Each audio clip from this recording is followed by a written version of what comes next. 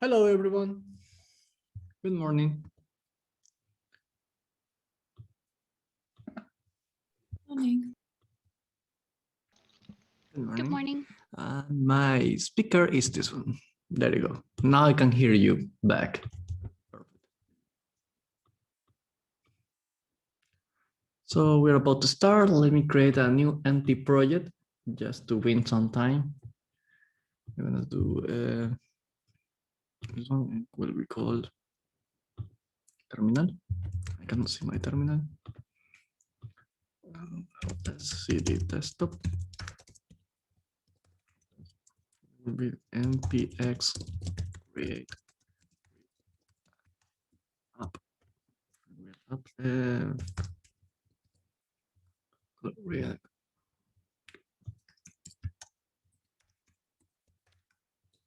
There we go. So welcome everybody to the second to last lecture of React.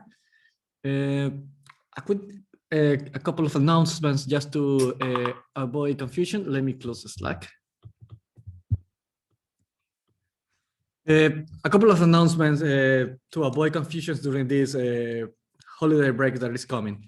Number one, today is a normal date of class for us. We will not have the quizzes or the module introduction of the next one. The equivalent of the Friday is not today. The equivalent of the Friday is on Tuesday. So on Tuesday, we're going to have a shorter lecture. Then we're going to have the quizzes.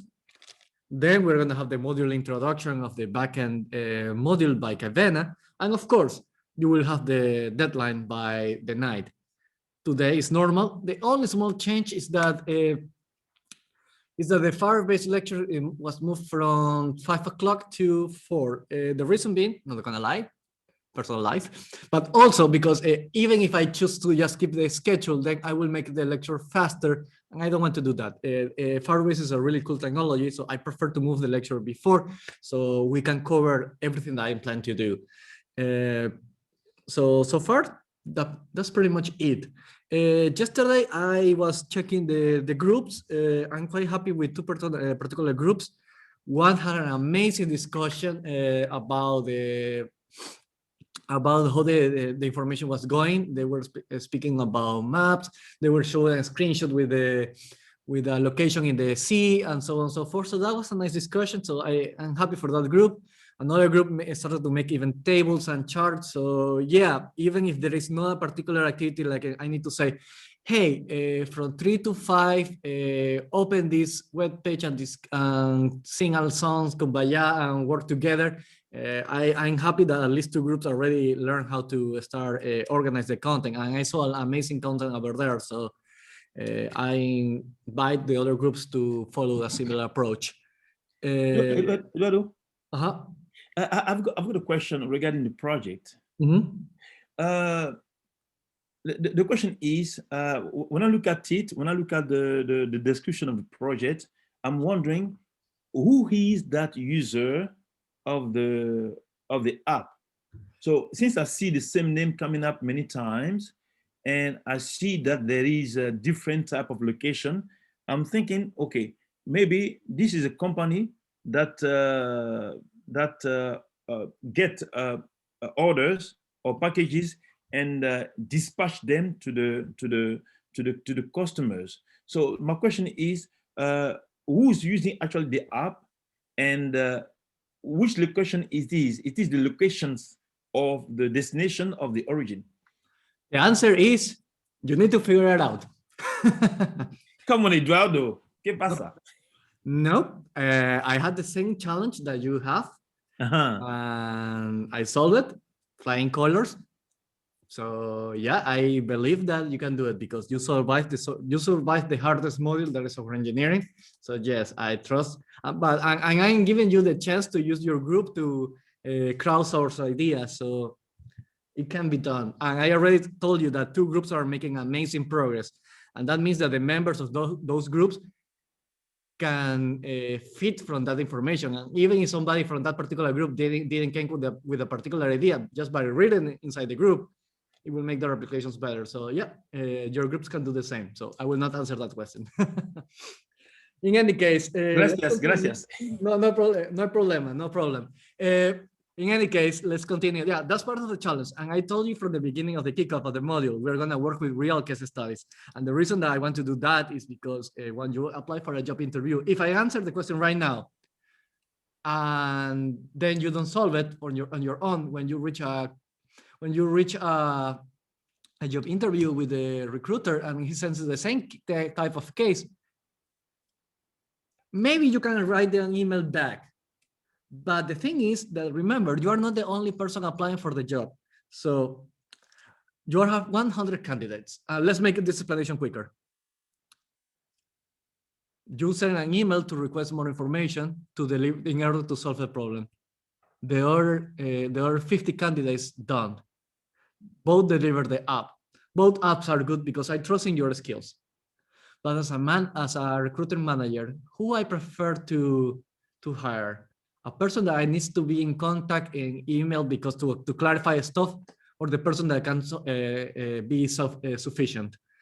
If you're the only candidate applying for the job, then there is another choice. But if you're competing against 100 developers, basically self-solving skills or self-management people is a soft skill that you need to develop. So that's why I cannot answer the question. Even if I can just open literally the project right now and show you, this is how it's supposed to look, this is how it's supposed to behave, but then you will lose all the meaning of the case study. So that's why I cannot answer the question. In any case, you have your teams teammates to help yourself out. And you are open if you want to speak between groups. Like there is no rule that says you cannot speak to more members of other groups. So, but enough with the case study. If we want to make questions about the case study, I may be able to have some time on the end, but the question was were yesterday. In any case, let's continue. And let's get started. Let me share the screen. Today we are gonna do the fetching of the information. I have this graph. We're gonna do this graphic with you guys in a couple of seconds. We are gonna do the example of the fetch. We're gonna use the library that the website JSON placeholder. Remember this one, JSON. This one to get a list of the to-do list items. Remember that we are already doing the getting to learn about the post that will be next week with Kevin.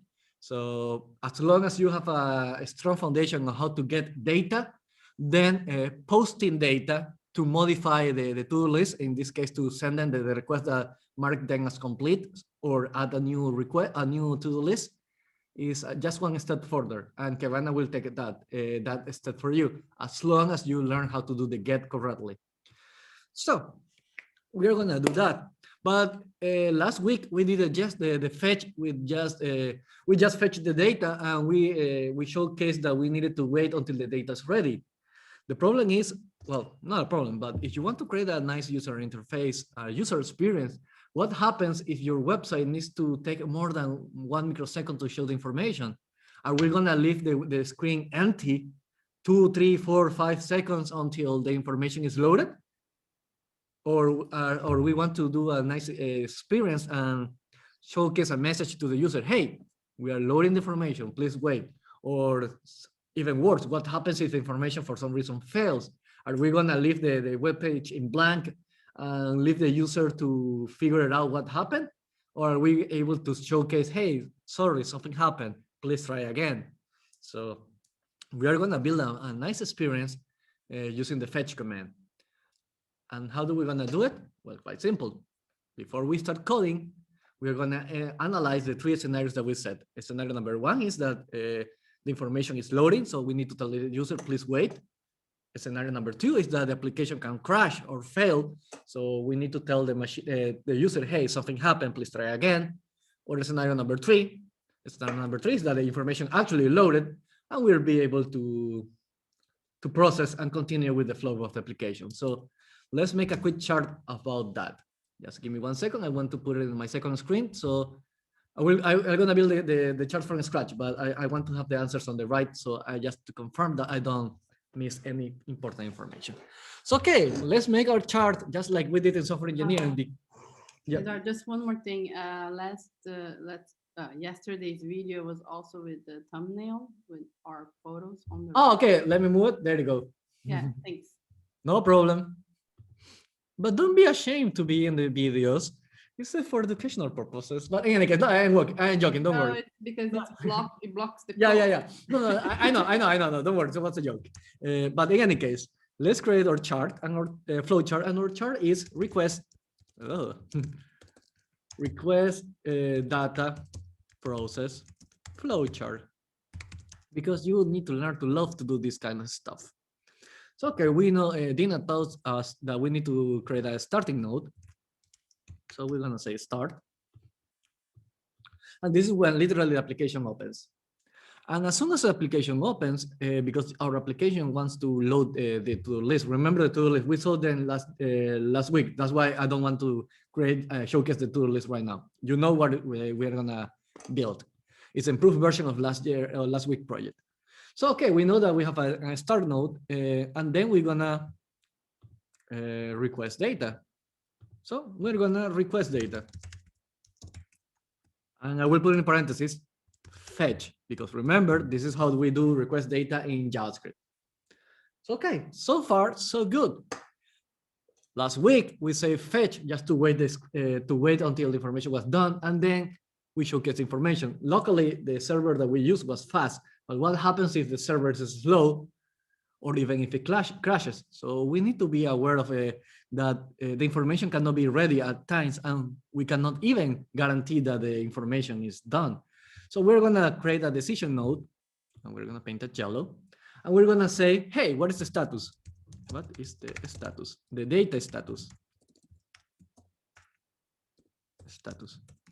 Remember, we mentioned that we can have 3 possible status. Number 1, let me just zoom a little bit this one so you can see it better.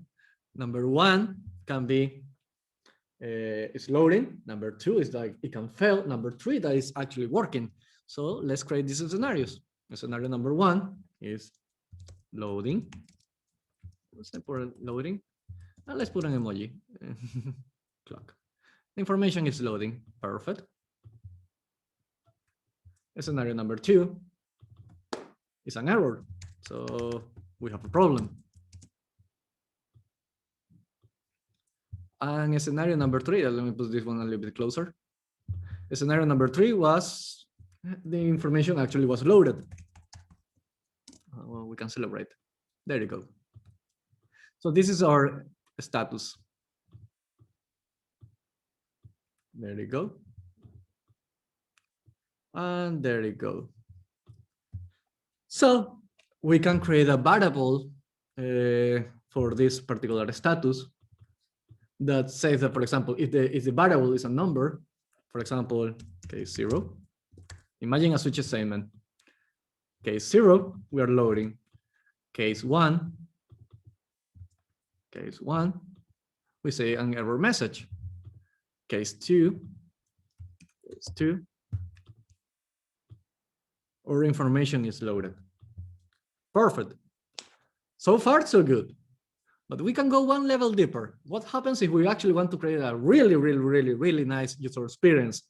And what happens if actually we requested to the list, it turns out that we don't have any pending task because this is the first time that we use the app. Scenario number 1, or scenario number 2 is that maybe you just complete all the tasks. So we need to make another question, another flowchart here. 12. Is any data? Or no, is the to-do list empty? Maybe. Yes or no. This is a yes or no question. So let's handle the scenarios. If the data is empty, so if empty, we say show a message. Show message. We can say the user, hey, congratulations, you don't have any task pending, or welcome to the blah blah blah to the app or something like that. And scenario number 2, quite simple, it's the opposite. So let me connect it. This one is empty. Yes. Is the to-do list empty? Yes. Then we show the message. If not, if the answer is no, then we show the to-do list.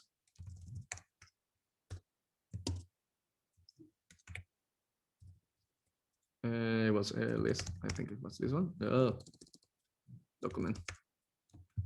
Let's show the list. There you go. So this is the thing that we're gonna code. Sounds complicated, but don't worry. Now that we do the process flow chart, we can see that it's actually quite straightforward. We know that we need a variable to keep track of this information. And then we're gonna check this one. This is this part is ultra easy. Don't worry about that. And you probably are ready. If you're super comfortable working with arrays, you probably guess how to do this one. But let's focus on this part, shall we? I have an empty project here. I will do the quick cleanup. Just give me 1 second to do this live. This is the one we are gonna use. Just let me clean the project beforehand. This is super quick. I wanna delete this, delete this, delete this, delete this, delete this, delete this. Ah, I'm not selecting, sorry. Delete this one and this one. Just to keep the project clean in your repository when I share it. There you go. And the package JSON, I want to delete the testing because we're not gonna do testing. We're gonna delete the vitals. We need this tree. We're gonna delete the eject and the test. So we keep our process as smooth and small as possible. So I delete the index, I delete the vitals, I delete the vitals from here. There you go. From here, I will remove the logo and the CSS, perfect. And from here, I will delete this one as well. So perfect. I will copy just, I need the styles from here because I want to make it a little bit pretty, the application. So I will copy this. I'm just copying the styles from another project. So it's not something important. No, at this stage, I really hope that you are comfortable with CSS. So I just imported a couple of styles. So let's do the project files. Remember the list that I showed you yesterday, the PDF with the drilling started. Just give me 1 second. Let me switch to my 1 second. Can you hear me, by the way? Yes. Yes. We Yeah. can. Yes. Yeah, and I can hear you back. Perfect. Yeah, sorry for the delay. Somebody started drilling again. Locally, this one has amazing noise cancellation. In any case, that's not an advertisement for Apple, by the way. It's just, they are actually quite good.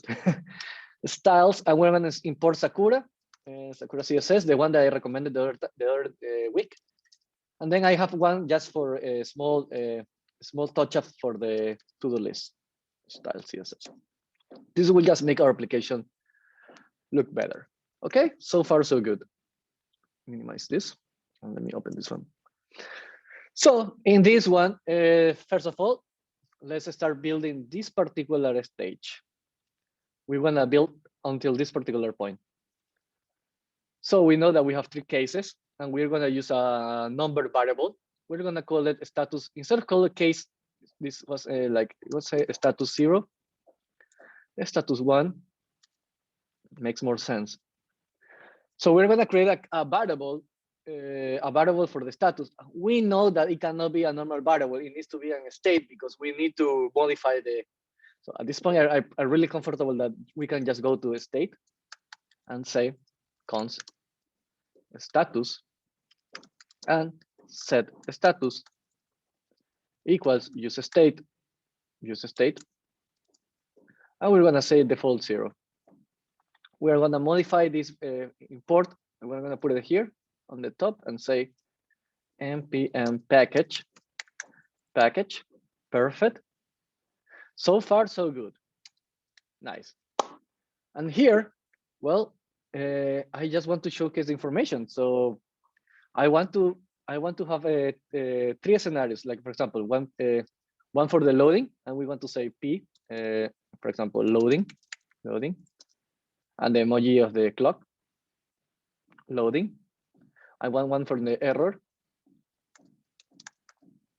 error. This one. Hey, it didn't appear. Weird. And for the error, or error has an error. This is so meta. Let me try another icon. Yeah, or error has an error. There you go. And one from the data loaded. And let me try this one. No, sorry, not this one. We know that this warning sign has a problem. So far, so good. Let me run the start. Let's see it. Let's give it 1 second.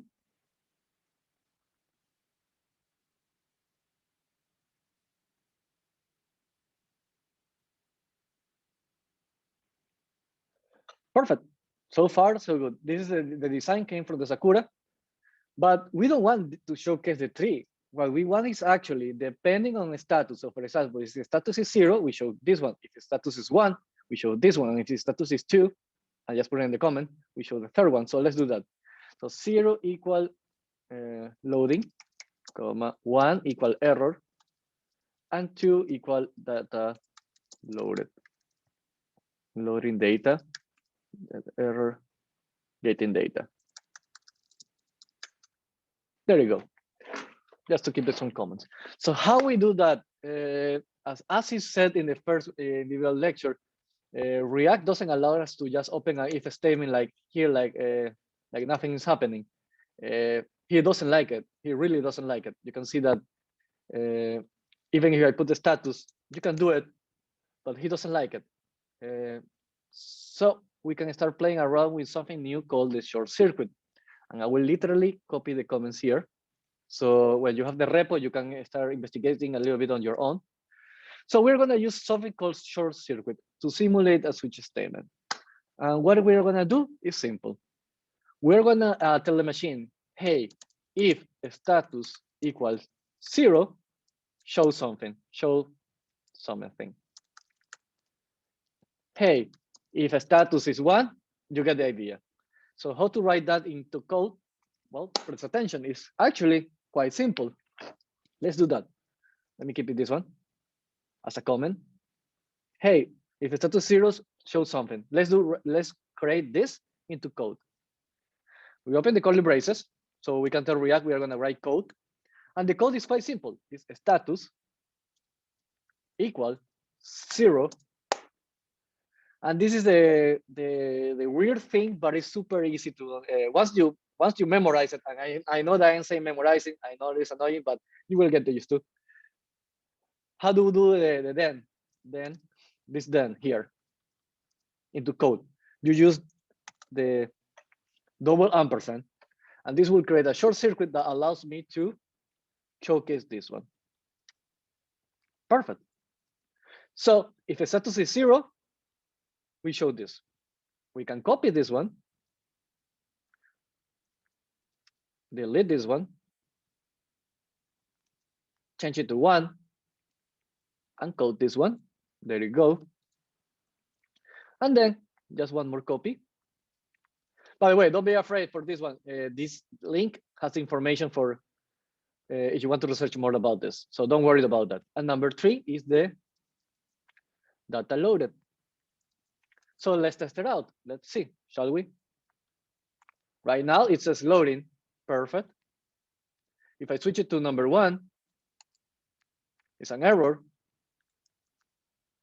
And if you switch it to number 2, the information is loaded. Perfect. So far, so good. We know that this system is working, but Eduardo, we are not requesting data now. So let's do that now. Because we're going to request data, we definitely probably know that we need to store it somewhere. And we also know that this information needs to survive the refresh of the screen. So definitely this variable needs to be a state as well. So let's gonna say data, set data. Because we know that there is a to-do list, we know that this is probably needs to be array. So let's use a state and empty array. So we're gonna use this one to hold the array to hold the to-do list items, item info. Yeah, go ahead. Yeah. So how is it fetching the data? It's like when you're putting an and, it's like status equals 0 Yeah, and this is basically an if statement. This is right now we are showing just information based. We haven't touched the server yet. We're just calling the based on this number. We're saying this switch and status case 0 two Mm. columns is this information. Case 1 is error, and so on and so forth. So basically, this is a way to create to simulate a switch statement, because React doesn't allows me doesn't want that I put an if statement or a switch statement inside the return function. So this is a way a workaround to simulate something like that. And more information here. So when I share links, please take the time to read them, because I really think that are useful. But in any case, yes, this is a simulator to switch statement. I will keep this comment. But we are not connected to the server. Now we're going to try to connect to the server. And how do we do that? This is the use effect hook that I was mentioning in the lecture. Before we create the use effect hook, I want to be organized, and we're going to create a constant, and this will be my your API URL.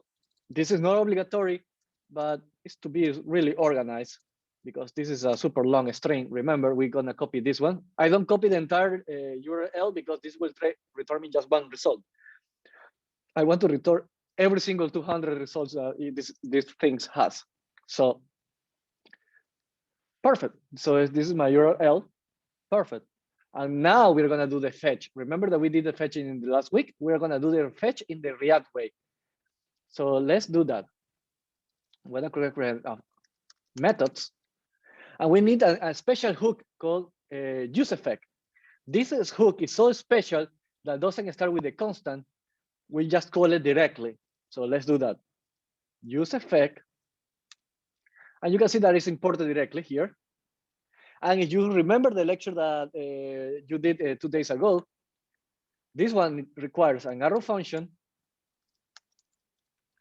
And you can also pass an array of dependencies. I actually gonna do a shorter method that doesn't require the dependency. So this one is gonna be a little bit cleaner than the one that is in the article. So pay attention. We're gonna do just the arrow function here. So let's test it out. We do our arrow function. Sorry, my arrow function inside this one. There you go. Arrow function, and we open. So this is what we have right now. It's only an arrow function. Inside our arrow function, we do our fetch. So let's do the fetch, shall we? Fetch. Where are we going to fetch? The API URL. And this is why I create a constant outside, because I don't want to have this method to be super mega hyper complicated. So let's keep it simple. So, okay, we're gonna fetch this URL. So far, this is similar to the JavaScript part. So we know that we cannot show the information on the screen right now. We need to wait until it's done. So we're gonna do the then, just like we did in JavaScript. Then, and then we're gonna move it on the next line to make it more organized. And then we know that we need to convert this to this response. This response needs to be converted to JSON, because we know that it's impossible to use it as it is right now. We saw that yesterday, last week. So we're gonna say response to JSON. We also remember from last week that the JSON takes time to be processed from the computer. So we need to do another then. Eduardo, could you have used a sync await as well, or? Yeah, you can use, if you need to do multiple fetch calls in a single process, then I would recommend to do the sync await. The problem with the sync await is that you need to wrap it up in the try catch. If you're gonna do one single fetch call per page, I believe that this method, I tried yesterday, by the way, and to be honest, it was more lines of code that it was necessary. So for this one, I promise that I will teach you how to clean this up a little bit better, and it will look nice at the end. Don't worry, I promise. Okay. Yeah, but no, nice question, by the way. I like that you remember that we also see another method called async. In any case, and the problem with async, with async await in React is that we need to learn two hooks, the use effect and the use callback. If I have one more day for React, I probably will do it. But for now, I will decide against that and we'll go with a single method. Because because I remember you said that async await was a it's little bit cleaner. better. I- Yeah, different. Yeah, but remember something, React hates you. No, I'm not joking. Unfortunately, I can. It's not possible to do the async as clean as in pure JavaScript, because you were already inside one call, but into enable async await. If you put async await here, the compiler will throw a warning, and then you need to add a second hook. I think for the beginners it's too much. Just to clean the code a little bit, I will give you too much information. I don't feel comfortable recommending that approach in a short amount of time, unfortunately. But okay, let's continue. We created the fetch. We know that the fetch takes time to reach the server. And once we reach the server, we cannot use information right away because the converted to JSON, that we need the JSON, takes a little bit of time. So once the JSON is done, we can utilize the JSON.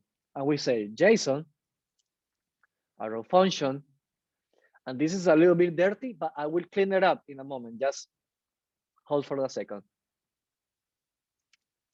We're gonna write two lines of code, line 1 and line 2. Perfect. I will put a comment. So we need to do two things once the JSON is done. Remember, so far we are in status 0. We are showing the loading message to our user. We don't need this graphic anymore. Let me close this one for Firebase. This is for Firebase, so we don't need it. So as soon as information is done, we know that the JSON is ready. We need to do thing number 1 is put it in the set data. Set data. We know that the JSON is done. We can do that. Perfect. And then we're gonna do console log JSON. And let's see if it's working. I will reload the page, open the console. And we have two problems. Number 1, we are in an infinite loop. This is bad, guys. Remember that we were talking about the break? But we can see that information is here. So problem number one, we have a problem that we have an infinite loop. Why we have an infinite loop? Quite simple, because remember React, each time that you mutate, each time that you set the state, React destroy the component and show it again. But as soon as you reload, as soon as React creates the component again, it's doing the fetch. And as soon as it is finished doing the fetch, it's setting the data. And this one is triggering the refresh. And when we refresh the page, this is triggered. And this one is triggered. And then this one forces a refresh on the page. So we refresh the page. We enter this here. And then this one, when we reach this line, we trigger a refresh. And well, you probably understand that we're in an infinite loop. So we need to tell the machine, hey, we need to tell the machine somehow, don't enter an infinite loop when we set data. We only want to, we know that we want to do the set data once. So just do it once. So how do we do that? We pass at the end, we pass an array of dependencies. And here we're going to say set data. Let's test it out once again. Cross our fingers. Let me open localhost. Inspect element. Console log. Perfect. Not infinite loop. So we fix the problem number one. And we have the information. Can somebody tell me what is the second problem that we have?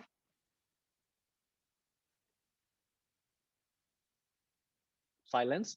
Nobody wants to try? Status message. Status message is missing. Yeah, we are missing it. And then what? What else? What happens as a consequence of that? I will explain it. We know that the data is ready, but we are stuck in the loading screen. So we need to tell the machine, hey, the information is done. You can move to the next stage of the program. So we need to tell the machine, hey, set the status. to 2 because it's loaded. And just to be cautious, we don't want infinite loops, guys, remember. So the status goes as here. So now we can see, and you can see it's super fast, but you can see for a second that it's loading, and then it's done. Eduardo, we don't see the information. Yeah, we don't see information because we haven't created a to-do list item, but at least we already moved from moving from here to here. And now we want to handle one more case scenario. What happens if information fails? I cannot disable Wi-Fi, unfortunately, because if I disable Wi-Fi, the Zoom call will drop as well. But this is already tested and this works. So let's do the final case status in case that this fails. So one more, instead of then, we're gonna do one final and it's called catch. And catch says error,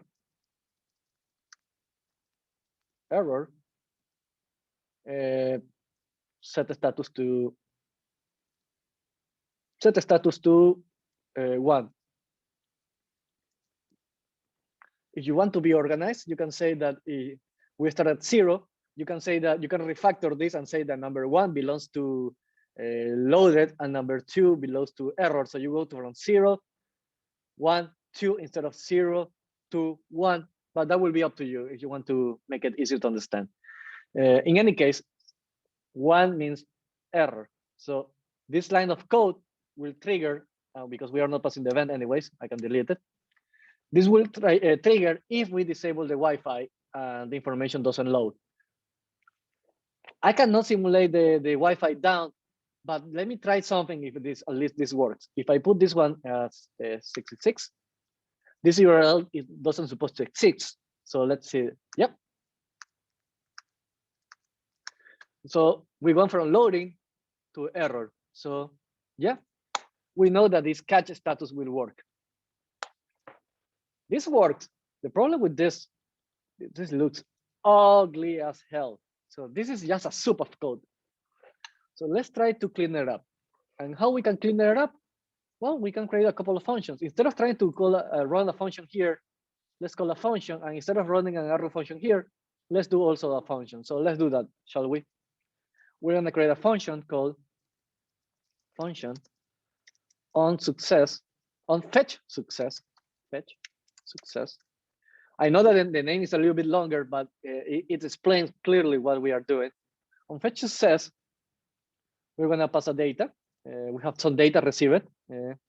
We're going to say set data, my data. I'm going to use the word JSON just so it's not confusing for you guys. And then set the status to 2. And we're going to pass it here. There you go. So far, so good. And then we're gonna clean the catch.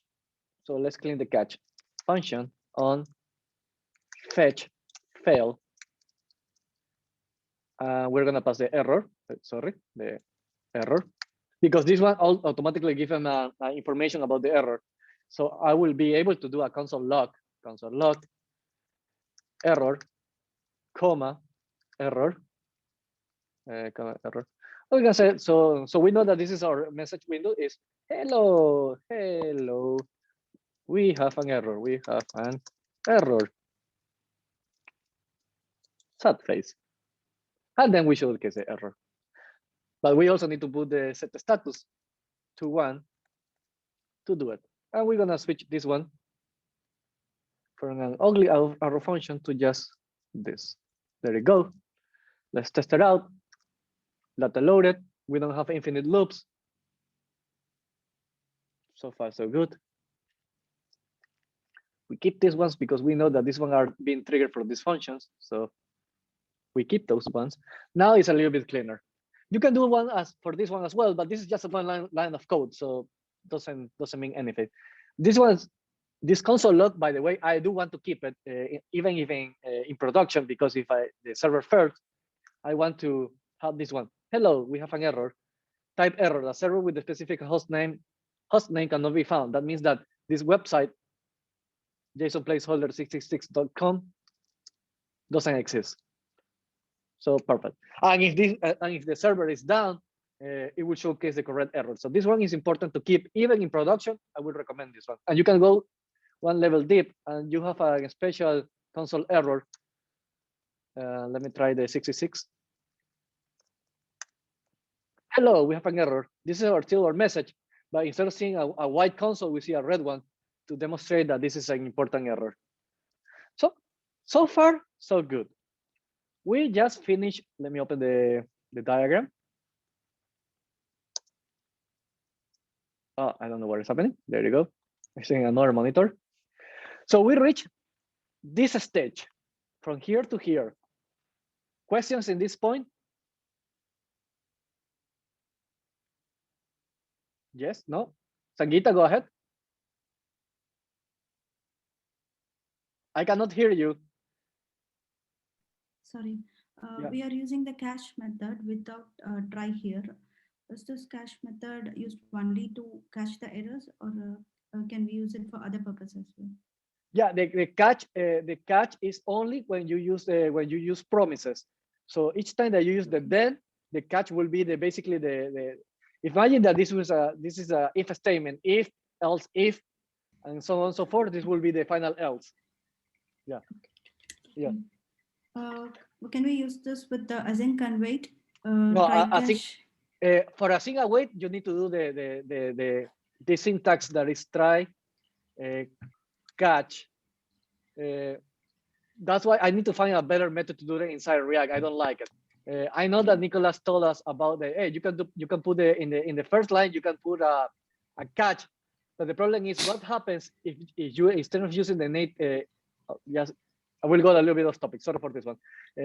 Last week we did async. It was const fetch, blah blah blah blah blah blah, await, blah blah blah, await, fetch, and put the catch here. Yeah, but the problem with this method, and now I figured out when I was thinking, what happens if you want to create a JSON here, and instead of using the native library of JSON that we know that it works, imagine that you want to use a new experimental library called JSON Super Plus Plus that is faster, but the catch is here. What happens if this library fails? This catch will never catch this one because this catch is only working in this line. So that's why you need to wrap it up the async await in a catch, and that makes the code ugly. So for now, this is a nice method. It's clean enough. I don't say that this is the cleanest code I ever written, but this is the cleanest thing that I can do without teaching you how to use async await, plus an additional hook called use callback in React. So this is the nice balance in the middle. With 4 more days in React, we can go into deeper, more hooks, and then I can say, hey, there is a better way to do this. But for now, this is the cleanest thing that I can do without teaching even more concepts, because otherwise it will be too much. Thank you, Edwin. Yeah, don't worry. I do agree that this method is not 100% clean, but it's the cleanest thing that I was able to manage to get without teaching more concepts. So yeah, it's a compromise. It's a compromise. So in any case, we know that this part is working. But Eduardo, we don't have a to-do list. Yeah, we know there is loading. It's just that we haven't used it. So we need to pass the information here. But this is important. Remember this part of the code of the graphic. Let me open it here. That once we want to do this, we want to do a second diagram. But you can see that this one is not here. So I don't put it as a case 3 because separation of concerns. This status variable only concerns about the request data. This data status should not care if my data is empty, or we have one to-do list, or we have 2 to-do lists, or 100, 200, or 0. This status variable, remember, separation of concerns, only should only control the request, the fetch. So we don't care if the server gets us the data and the data turns out that it's empty. We don't care about that. Who should we care of that? Another component should take care of that. So let's create another component. Yes, Nicolas, go ahead. Would you not do the check first? Because you then don't need to call it again after the start. Because you check is empty. But how do you know that the data is empty before calling the server? The data is always empty at the start. But then we'll not be able to do the loading because you're assuming that the information will be empty. Yeah, it might be two separate things. I'm just thinking about the state because the information is always empty at the start. We don't know that the information doesn't exist yet because information is not in my local machine. It's in on the it's on the server. We can chat about it later. It doesn't matter. Yeah, but don't worry. But to be organized, I know that you can put all the logic in this entire inside app. You can do the entire logic here, and this is valid. This works. But I like to have my separation of concerns, and I want to say, as soon as we open the page, we enter a loading status, and then another component can take care of, hey, is it empty or it's not empty? And we're gonna showcase that one. And I promise that after we finish, it will be more organized. So I know that you can put everything here, but I will explain. I will try to sell my case of why I like to separate the concern, and they will be a little bit more organized.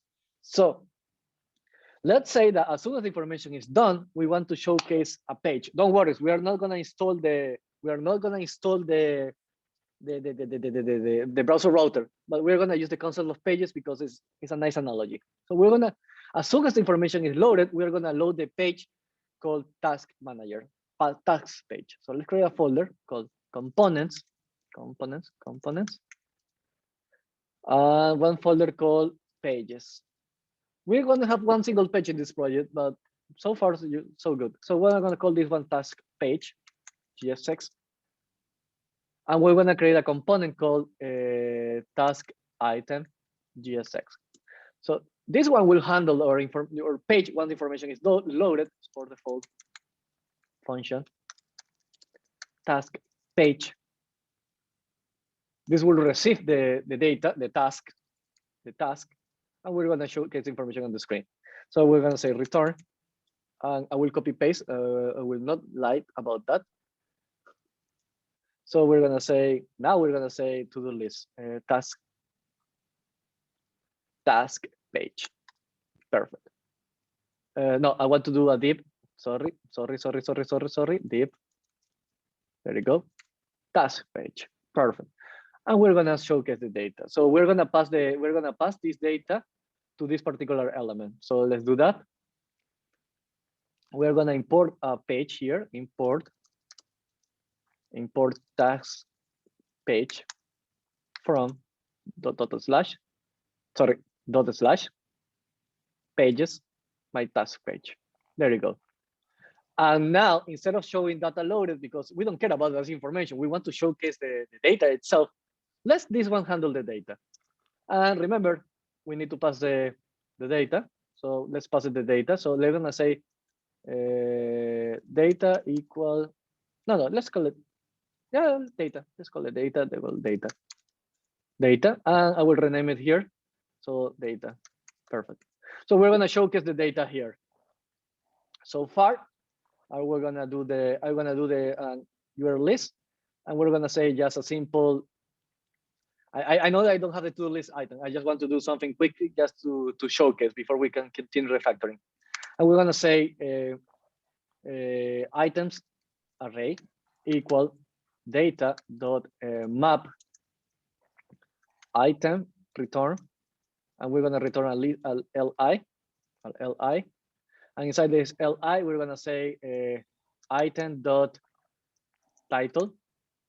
This is the title of the to-do list, and remember that we need to pass a key always. So key equals item dot id, and we're gonna put it here. We're gonna refactor this in a moment. Don't worry about that. Items array, and let's check it out how it works. Perfect.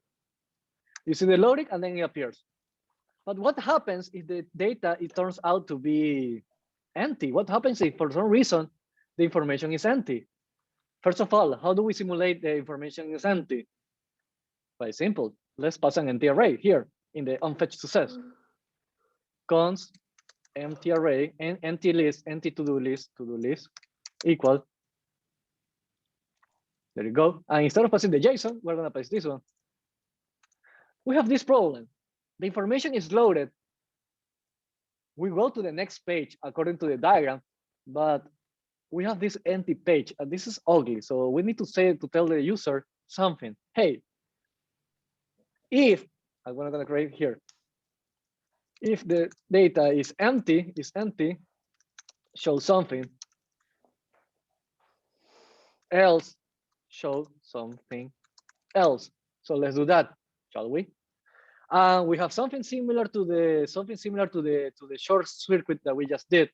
Now we're gonna do something else. It's called a ternary operator, and I think that you saw the ternary operator in programming in depth.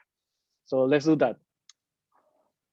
Based on task length, we're gonna say if task data, sorry, it's called data. It's data dot length GTH. Length is length correctly written. There you go. If length is greater than 0, we do something else. Do something. And these 2 points is the else. Do else. So let's do that. If the data is if the array that we receive is bigger than 0, it means that has information. We're gonna showcase this items array. Else, we're gonna showcase a message, and the message will be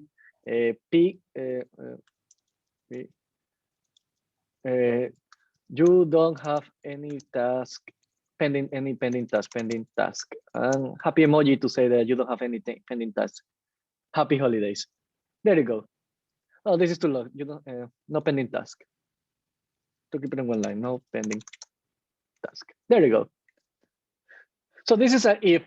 You can use, by the way, you can use the same thing here. If array length is equal 0, blah blah blah. If it's greater than 0, this one. But because this is just only 2, is a binary choice. It's either this or this. I like to use my ternary operator. So remember, this is equivalent of a if else here. It's the equivalent of if data.length is bigger than 0, greater than 0, then this one, else this one. But it's in a single line of code, so it's quite shorter, compact. You can read more about it here. So perfect. No pending task because we are sending the fake array. We don't want to do that anymore. We want to pass the real data.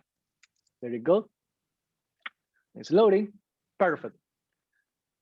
We can finish here, but just let's refactor it just for the sake of it. Just let's one more element. Let's refactor this. Let me finish the refactoring and then I will. No, okay. Do the question first, Rabunisa. Go ahead. In what way? It should be like no task, right? Is it no? Yeah, you can change the message to whatever you want. Yeah. Yeah, no worries. Yeah, that's user experience. It's up to you. Yeah, but now let's do the component to do the list item. I will just copy and paste this one for my solutions because you are at this stage. You really need to be comfortable with the React. So I will just copy paste. There you go. Yeah, just give me 1 second. For this one, I will pass the item and I will pass the title and the complete is a checkbox that decides if this is if it's marker or not. Perfect. So let's do that. And in this one, I will import in task page. I will import the task item. Let's put this one as a constant component. There you go. And let's replace this URL list for the task item. And the task item here. And because this one handles the information via props, I don't need to put information here in the middle. I can just put item. I think it's item. Let me see. Item, yeah. So item equals item.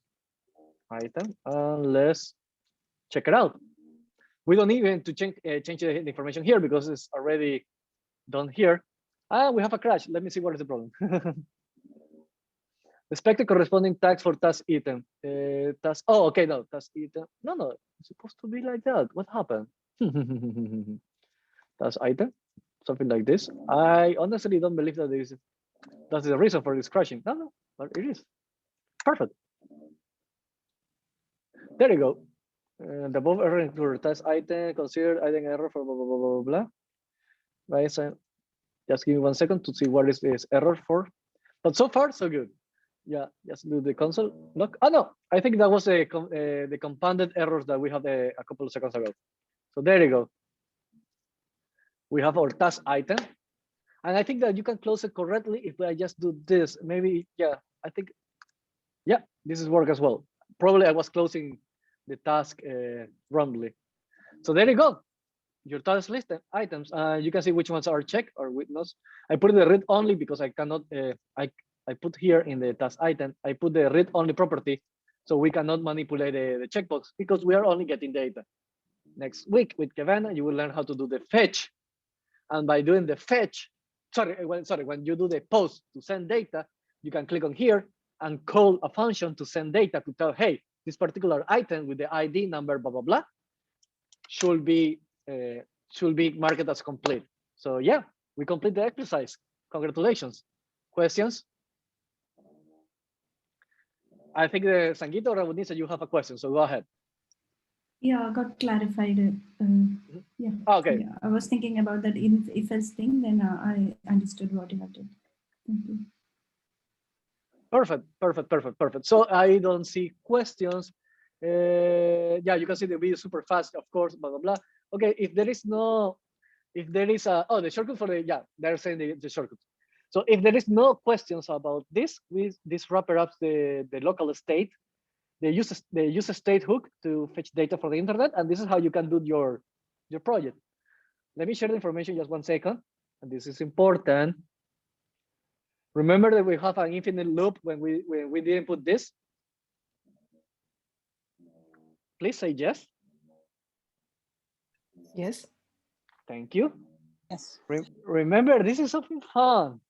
Oh, I love this part, by the way. And I'm not joking. I love this part. You're a team. You're sharing one API. If somebody crashes the application because you make an infinite loop and saturate the server, you mess up the project for everybody else.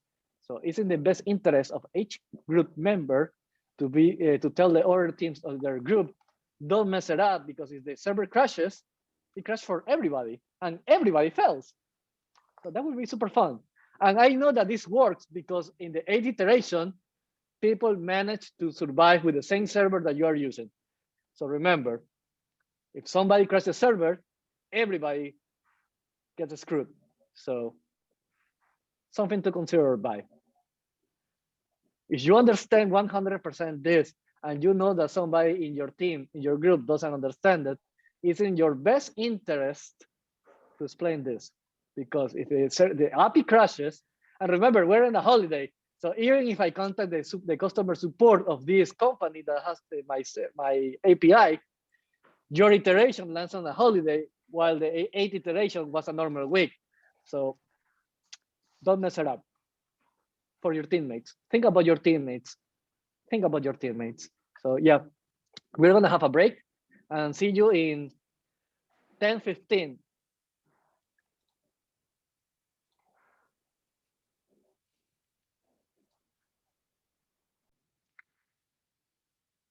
Perfect. Before we move to the next project, that is the recoil, I just want to share quickly the screen so we can compare the difference between. Okay, remember the first topic of a modularity of React? Imagine if you do the same task item in JavaScript. So let's compare the difference between the same element and the same element in JavaScript. So you can see that it's 20 lines of code against just 11. And let's do a quick comparison between the task item in React component versus the task item with pure JavaScript.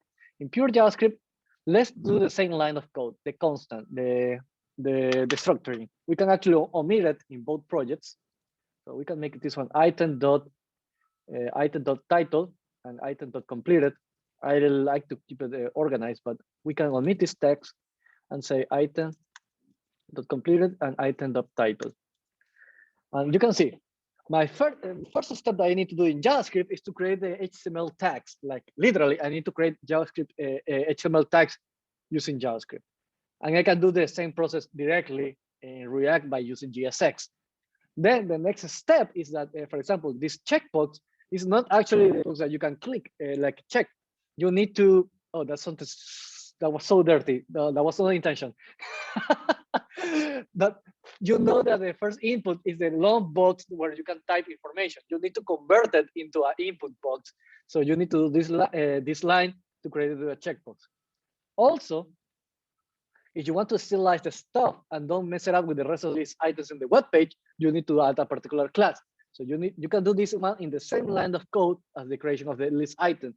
Here, you need to create by hand list class list.add item. Then you need to convert your inputs into a checkbox.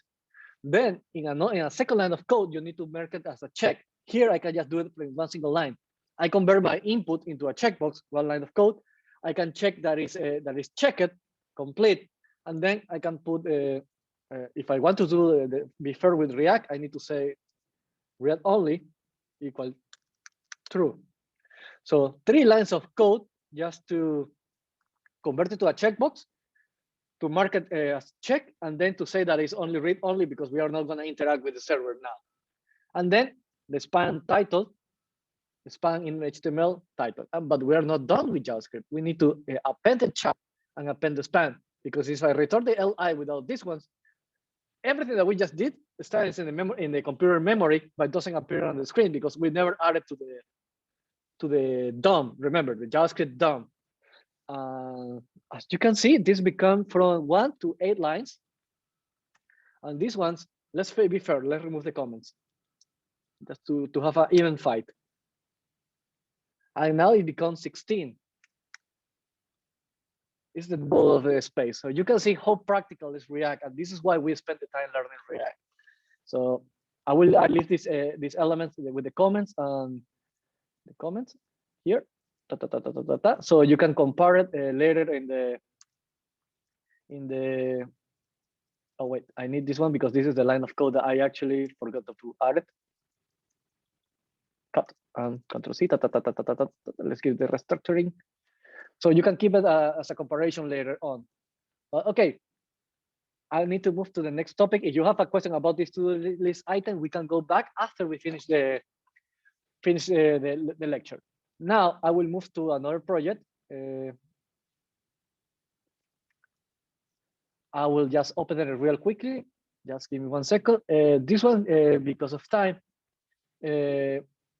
I will literally open a project that is almost done already. So I will open the project Visual Studio Code. Just give me 1 second. But it doesn't have to recall, don't worry. Just let me share the screen. 1 second. We are in Zoom. Let me close this one. Let me close this one. Oh, by the way, another thing, just so you're not scared. If somebody crashes the servers will be auto restarted in 24 hours. So if you crash the server today at 3 o'clock, by tomorrow 3 o'clock will be up again. So in case that somebody messes it up, there is opportunity. So, but remember, it's in your best interest to train everybody to do this well, because everybody gets affected. So, and people will manage to do it in the 8, so there is no excuse. So in any case, let's continue. Let me create a new window.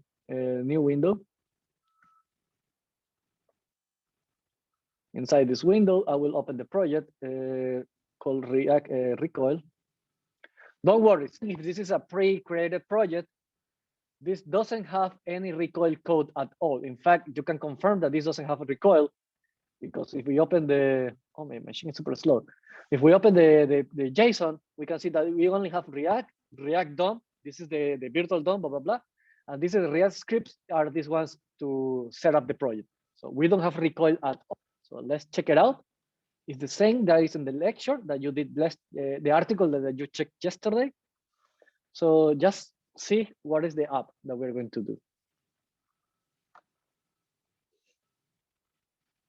While it loads, I will open the dev too, because I want to have the articles as well. React introduction, and it's the last topic. Now that we covered every single one, we can see that the stack management, the topic that we're going to cover today, is not the last one. In the order of the table of contents, should be in the point number 3. But in difficulty, this one is the hardest one. So that's why I put it best. In any case, we have a header, we have a footer, and we have this component that is like the content inside. We can have the state in the parent in app.jsx and just pass it down as props. But let's analyze a more real example. So for example, let's open the Whimsical, and instead of showing a made up example like this one that is made up, let's actually the real one from the SDA platform. Let me move this one to the side of the screen. Just 1 second. So it doesn't take space for me. So okay, this one, let me just create a copy because this is the real thing. I don't need to mess it up. Okay, component view. So this is my course editor page. This page creates this. Just give me 1 second. I don't think you're sharing, right? Oh, I am not sharing the screen. Oh, you are. boy. You are. Wait. Yes or no? I don't know. Never mind. No, it's true.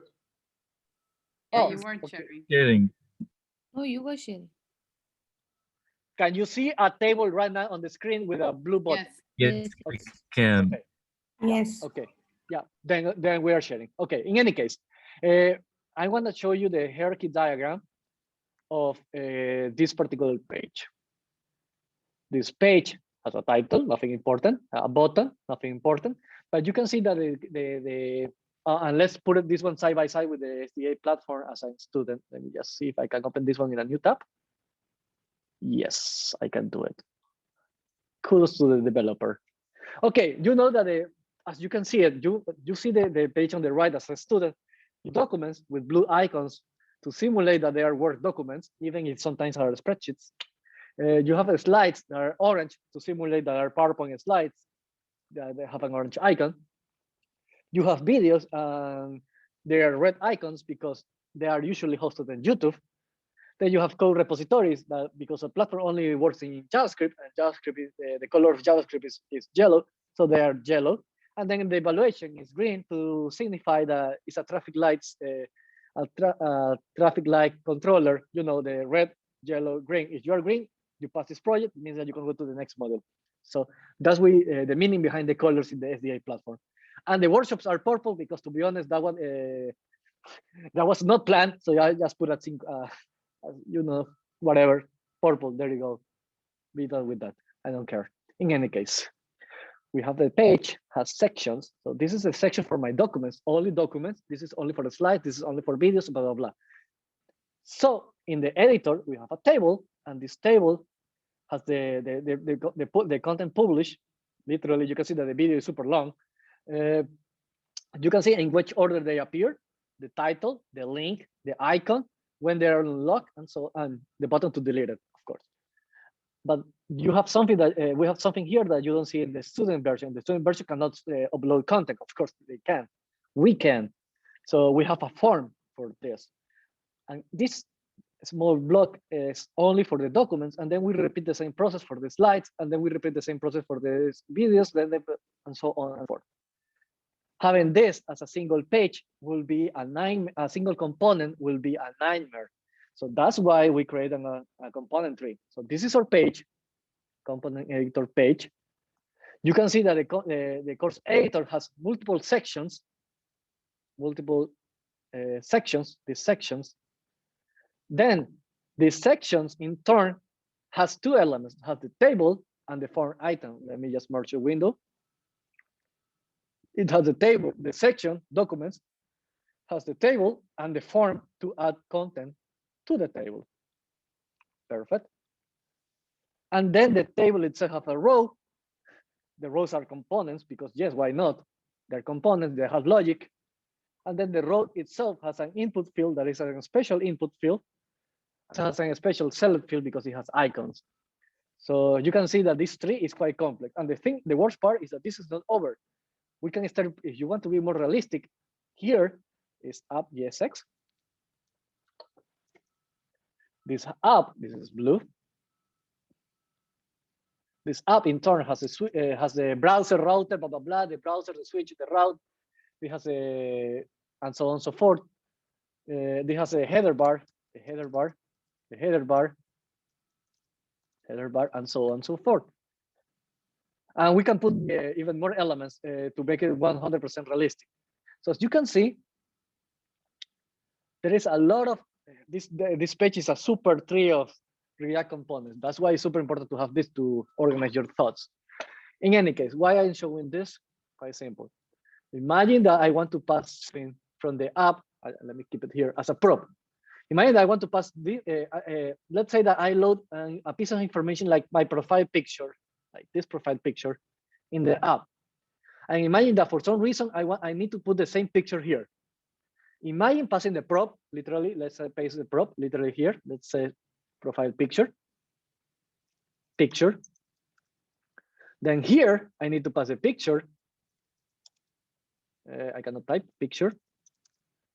Then I need to pass the picture here as a prop, picture. Then I need to pass a picture here, and then I need to pass a picture here as well. So imagine all the bureaucracy, literally bureaucracy, from sending the picture from here to here to here to here to here, just because this component needs the picture. I know that it makes no sense that to have the profile picture inside this table, but imagine for some reason you need to do it. How tedious is the process for sending the prop? This works. It will not be an illegal option. You can do this, but you can see that how prone to mistakes it is, because if you forgot to pass the prop here, and the profile picture it breaks, of course this will break because we don't have the picture here.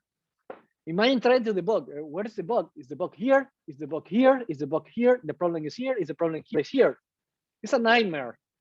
So if there is a way to load the picture somewhere here, like here. Let me paint it in orange. Imagine that I load the picture from here, load picture here in a separate file. And then when I need to import the picture from here, I just say, you know what? Create a copy of this one here.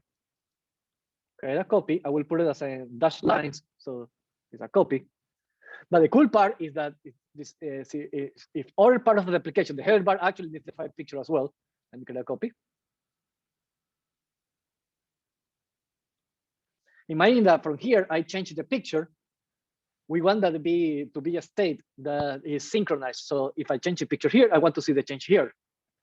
So enter global stage management, literally global, because it's available for any single component to import directly without making this joke of passing props over and over and over again.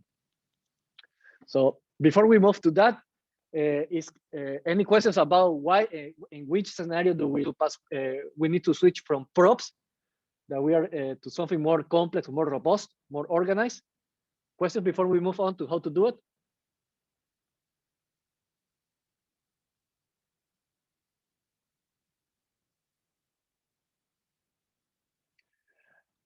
Good question, Natalia. And that answer, we have a diagram for that. Oh boy, we have diagrams for that. This is the topics of Tuesday, large scale applications in React. So don't worry, we're gonna use the SDA documentation. Oh boy, one student already saw this document incompletely. We're gonna cover it in great detail on Tuesday. So let me open it. I don't know why my computer. I know why the computer is slow, because we are recording the Zoom sessions. So yeah, Keynote opens usually quite fast. So oh boy, we're gonna see a lot of how to handle a large scale application, and you will have access to this PowerPoint at the end of the lecture. So yep, you will learn about. Don't worry, and it's mandatory, so it's not looking forward. You need to be there. It's not an optional lecture. It's Tuesday, Monday lecture. Large scale applications on React. So let's continue, shall we? So we're gonna see. I hope that we understand why we need to sometimes skip the prop process. When you need to pass information from here to here, it's okay to pass a prop. But as I mentioned, when you need to pass information from more than 3 levels deep, it's better to actually have a global state. So there's multiple ways to handle the state, the global state. The most popular one, but locally is on decline, is called Redux. Redux allows you to create this local state. The problem with Redux is that it's super complicated. You need to learn about a lot of concepts like mutators, reducers. There is a lot of boilerplate code. Like what is boilerplate code? It means like something like, remember I don't have the exercise, but remember when I put side by side the JavaScript version to the React version, and you saw that how the JavaScript version is a lot of line of code just for achieve the same purpose. That's boilerplate for you guys. So Redux has a lot of boilerplate. It's super hard, and Redux will take an entire week just to teach. Because Redux was so complicated, another reason for the people hated React, the developers of React needed to step in, and they create something called the Context API. The Context API is a cleaner method to do a stuff. And what is the Context API? The Context API is basically, hey, we can wrap it up the entire application in one special component, and that special component has the logic for the state. It's way easier to teach than Redux. The problem with that one is that when you want to organize your file, your global state in multiple files, let's say, okay, let me just do a quick example. Let's say that this is the Context API. I will put it as a purple Context API. Let me say this is the variable user data. This is the problem with the Context API. You need to wrap it up, your entire application, your component in a big component called user data. That's okay if you only have one file, but imagine that you need also, for example, course content. Sorry, Eduardo, could you please zoom in a little bit because it's very small? I can zoom, Just a but little bit. right now, I don't care too much about the content. It's just like a big map of the city. I don't care about each particular house. I just want to see that the diagram is complex. And imagine that you have a second Context API just for the course content, just like in the SEA platform. Then you need to wrap it up the application in a second. And imagine that you put a third, and you can start seeing the problem that with the Context API, even if it's easy to teach, it can disorganize your project quite quickly. So if somebody from Facebook decides, you know what? Hey, this hook syntax is quite nice. To be honest, I don't agree, but let's roll with it and say that the React hook syntax is nice and clean, and say, can we do something similar? And they created Recoil. Recoil allows me to use special hooks to handle the global state. And this is the thing that we're gonna do. For the example that we're gonna use right now, our example just go to this level of depth, doesn't go that deep, doesn't make that much sense, but that's why I'm showing the SDA platform as an example, where you can find where do you need the global state. But in any case, let's do Recoil. And how we use Recoil? Okay, let's read the articles. Let's go to the last one, the global state, to learn how to install it. And if you want to see a video with an in-depth explanation, this video is nice.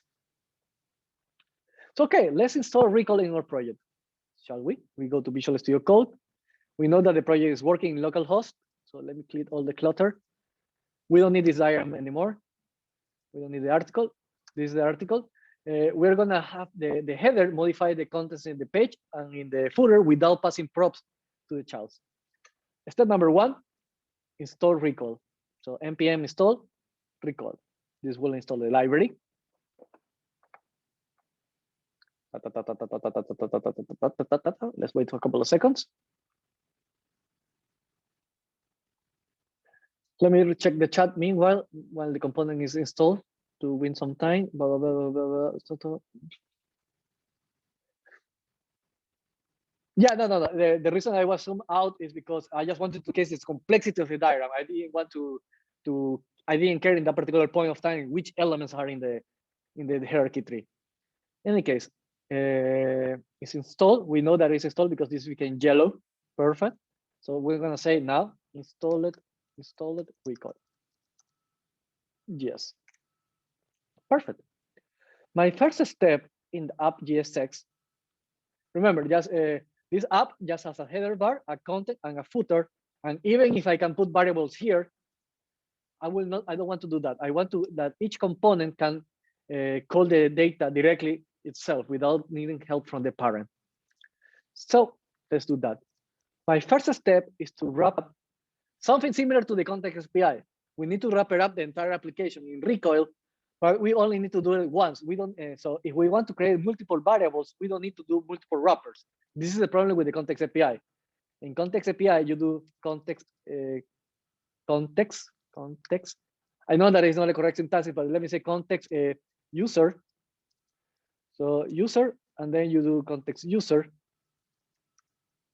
Let me save it, and there you go. And if you want to do another one for, let's say, course content, there you go.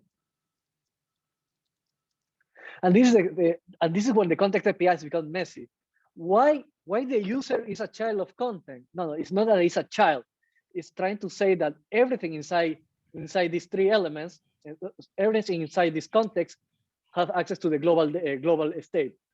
As you can see, this doesn't make that much sense because the user is not a child of content.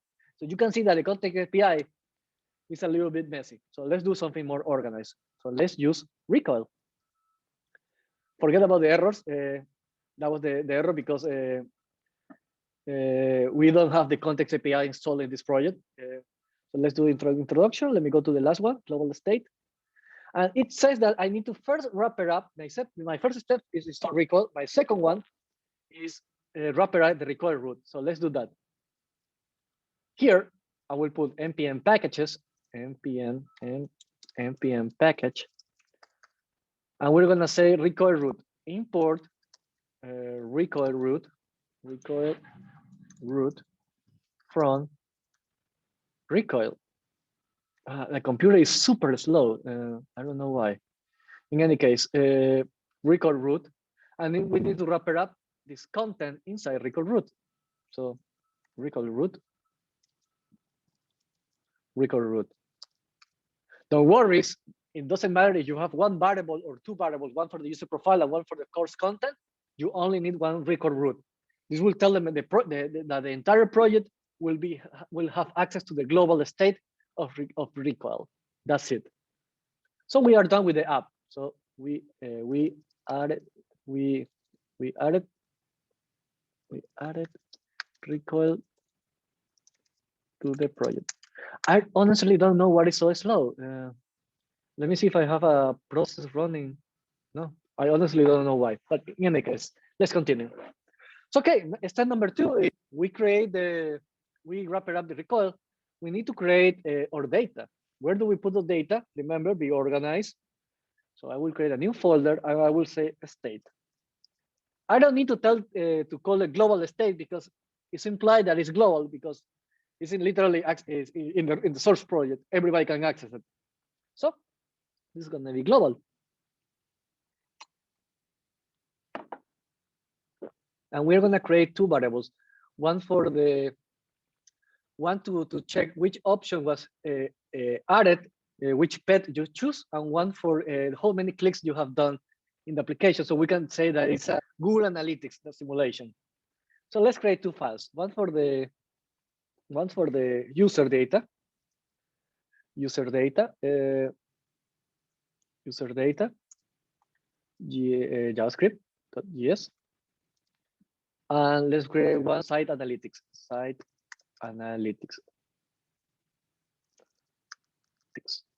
Yes, perfect.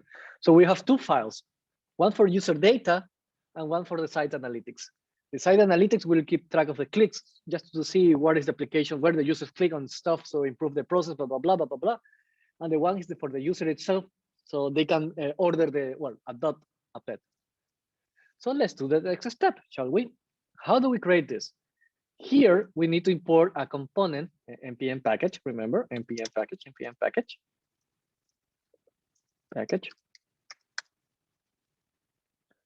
And we're gonna import, oh my God, this is so slow. I don't know why. Yeah, import atom from Recoil. And what is an atom? An atom literally like the atom in the React nuclei. The atom is the piece of a state that we're gonna use to keep the state of the global. So let's go here, and we can see that here we're importing atom from recoil, and then we do because we are using modules, and I hope that you saw this. I didn't put required material. Well, in another article I put the modules. I remember in create components. Yes, in create components there is a video about modules. So you need to be comfortable with the export. So in this case, we're gonna create a variable and we're gonna export it. So we're gonna say export constant. I think this is called pet state. Okay, we're gonna call it pet state to see which one is being chosen. Pet state equal, and this is an atom. It's an atom from recoil. An atom is a function, and then we need to pass an object here. And inside our object, we're gonna say my key is like my ID, and we need to put a unique name for this particular element. Remember, this is a name of the constant that we are creating, but this is the name of the state that recoil is gonna use. To avoid confusion, my best tip is that this one and this one should be the same. So we can say, this is the constant that I create, and recoil, this is the variable the recoil will create. But because they are the same thing for us, use the same name. Don't think too hard about this. Use the same name here. And a caveat, you can only have one key. This key should be is global. So if you create another file here, it cannot be called a pet state because we already created here. So something to be considered by. And then we're gonna say, well, what is the value? What is the initial value? So the initial value is literally anything. In this case, we can put a string. It can be a string, a number, or an array, or so on and so forth. So let's do that. We're gonna not as a default, we're gonna say not pet chosen. Not pet chosen. Perfect. So yeah, this is our constant. This is the equivalent of const pet state set pet state. I'm so sorry with the computer being so slow. Equal use state not pet chosen. But this is a local real global, and this is a creation using the atom. In any case, we create this one. Oh, this was created inside analytics. So no, let me move it. I will cut this one and put it here because this is for my user data. And in the site analytics, I will do the same. npm packages. I will say import atom from recoil. Perfect. And we're gonna create a new one, export const. Why don't we do function? Because this is not a function, it's a variable. So export const, and we're gonna say user click or click state. Yeah, just call it click state. Click state. Click state equal an atom function, and the atom function contains an object. And this object has a key. And to make it easy, remember, use the same name here. Oh my God, the computer is stupidly slow. I'm this close to restarting the computer and open the new Zoom session, trust me. And the default value, this time will be a type number. So we're gonna say 0. Perfect. Remember, you can put everything in a single file, but the cool part about recoil is that allows me to separate the stuff, the data, the files, just to be more organized. But remember, even if you have separate files, you cannot have the same name. So they need to be unique. So, okay, we create 2 variables, perfect. And the header, let's see, the header, in the header bar, we want to change the pet state and the clicks. So we need to import both. We have, let me go to the finalized project. Here we have a clear choice. So that means that when the user click here, we're gonna erase both the pet that they choose and also change the clicks to 0. So let's do that. Oh no, let me start by this one because this makes more sense, because first I need to create content before I can delete it. Makes sense. So let's start by the content, by the content. The content is here. Here we have the cards, and the card itself has a button. So let's focus on the card itself. So here we can clear the account and the pet title. So let's do that, shall we? Here, just let me open this one. Yep. Here we can import the component. How do we import our state? Let's do that. First, we need to import the npm package.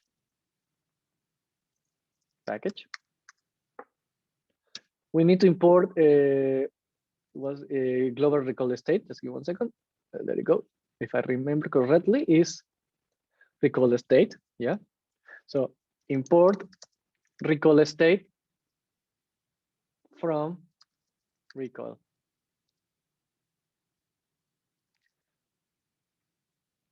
This one will allow us to make use the hook syntax inside our project, but this time we'll be using global information. So let's do that. So we're going to say state, and we're going to say const. Let's say pet and set pet equal. Instead of using user state, we're going to say recall state. And what is the value? What is the value that we want to use as for this hook? It's simple. It's this one. We want to connect this file. Let me close this one. We want to connect this file, the card GSX, with this element. So how do we import this value? I want to say that this is my initial value. My initial value. I don't want to put my initial value here. No pet here. No. I want to use this value. This value. So we need to because this says a sport. It means that we need to import this pet state. So let's do that. Local project files. Let's say import pet state from. Sorry. This is so slow.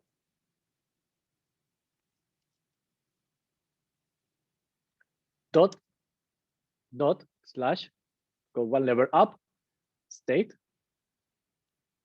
slash user data. Perfect. And now I can use this one as my initial value. Let's test it out, shall we? Let's put it here so we can see it, of course. Duh. Let me just put. I know that it doesn't make sense to put it in the cards, by the way. It will appear in 3 cards, but just to debug, I just will say H4, H3, pet. So the 3 cards will say no pet choosing if everything goes well. Cross our finger.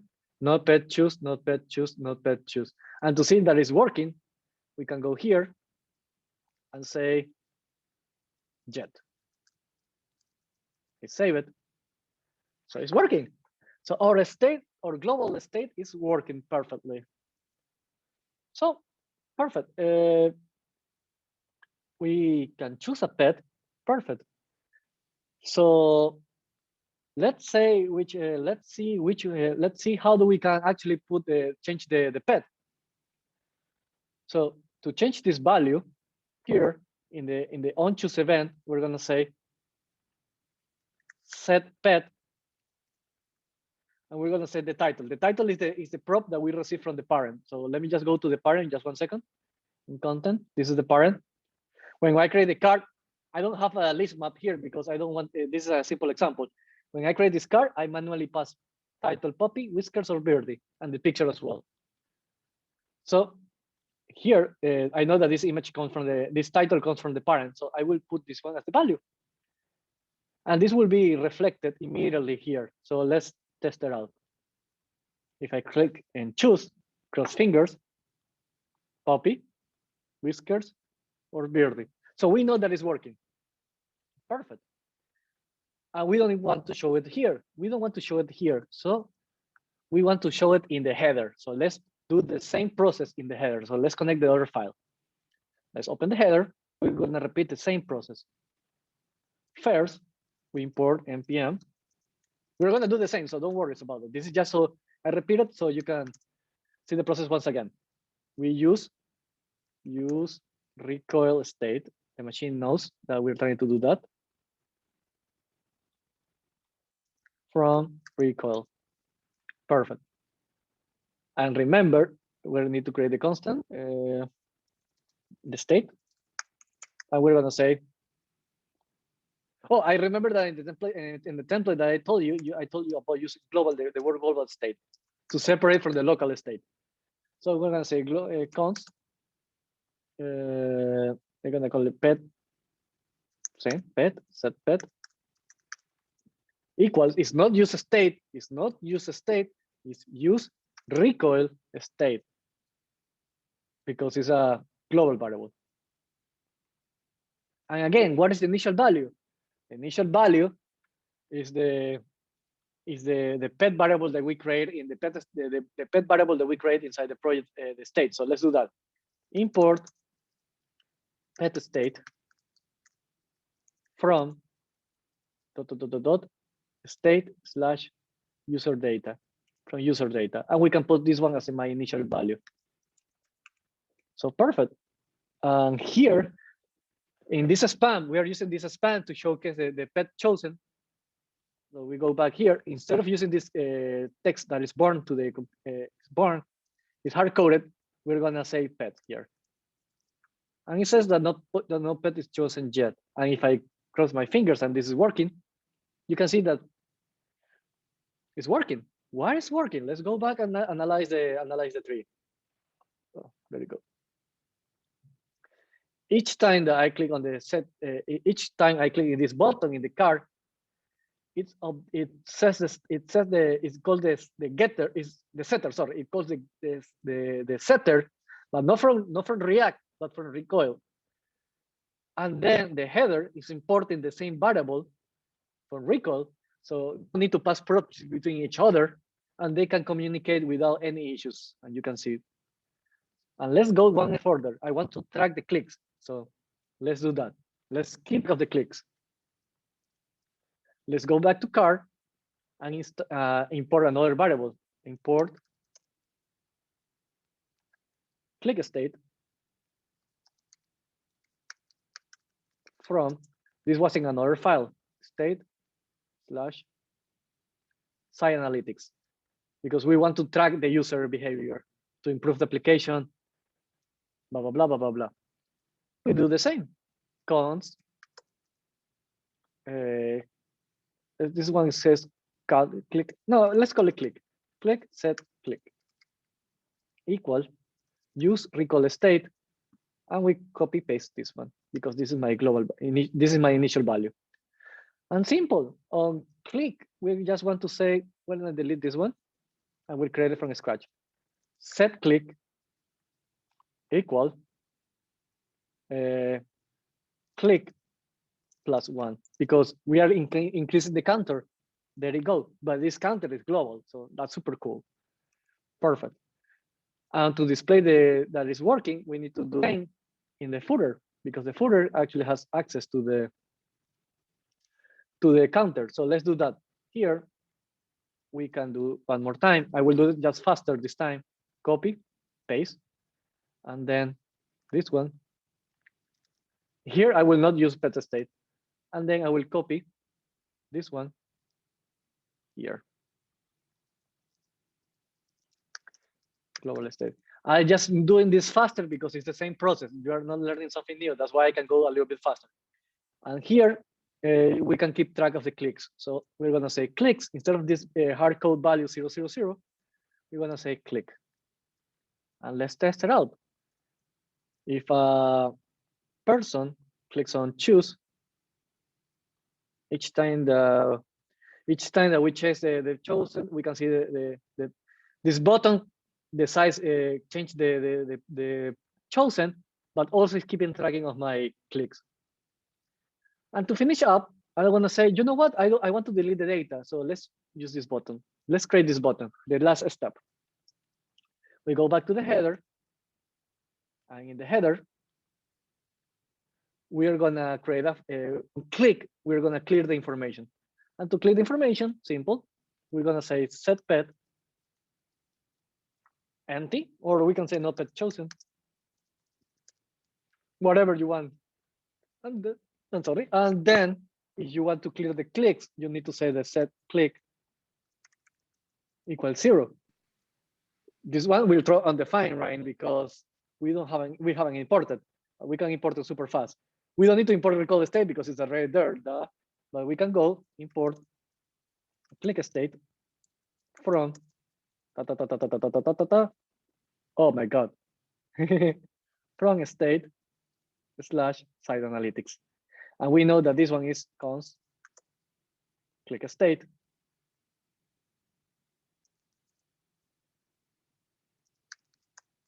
oh yes, let me copy paste. The machine is so slow, but we know that it's this one. Perfect. Now if everything goes well, I can increase the clicks. Let's reach until 50. 2. And if I click the choice, perfect. No pet chosen, click 0, and we can start the process all over again. And we just paste information. Let me open the article. We just pass information from here to here and here. And when I press the button from here, it clears the information that is also stored here, that is accessed from here, here, and here. Let me just zoom out. And these are the files. Any questions?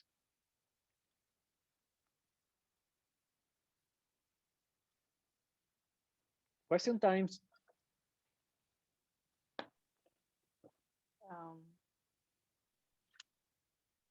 Do you have some more real life use cases? Maybe like an e-commerce website or something?